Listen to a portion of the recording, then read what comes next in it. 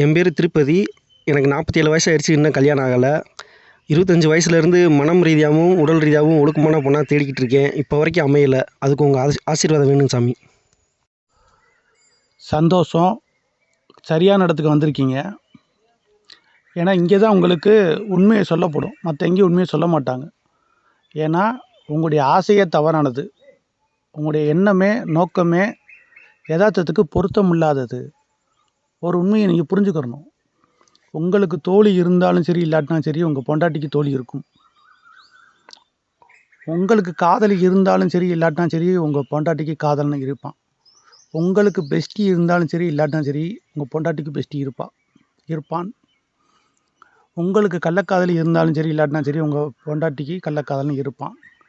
அப்படிப்பட்ட காலம்தான் Android phone காலம். இந்த காலத்தில் வந்துட்டு இவ்வளோ அறியாமையிலையும் இவ்வளோ முதிர்ச்சி இல்லாமல் இருக்கீங்க. இதெல்லாம் புரிஞ்சுக்கிட்டு தான் நீங்கள் இனிமேல் கல்யாணம் பண்ணணும். நீங்கள் 25 வயசு இளைஞனாக இருந்தாலும் சரி, 65 வயசு ஐயாவாக இருந்தாலும் சரி, உங்கள் பொண்டாட்டியும் இந்த தப்பெல்லாம் பண்ண வாய்ப்பு இருக்குது. பொண்டாட்டி தான் இல்லை, கணவனும் இந்த தப்பெல்லாம் பண்ண வாய்ப்பு இருக்குது. இதெல்லாம் தவிர்க்கவே முடியாது, தப்பிக்கவும் முடியாது. இதை ஏற்றுக்கிட்டிங்கன்னா நீங்கள் உளவியல் ஆரோக்கியமாக இருக்கீங்க. இந்த 3 பேர் 4 பேர் வாழ்க்கை முடிஞ்சு வச்சுக்கீங்க. அந்த 4 பேர் அவங்களுக்குள்ள உங்கள் கணவனுக்கும் சரி, உங்களுடைய மனைவிக்கும் சரி மாறிக்கிட்டே இருப்பாங்க.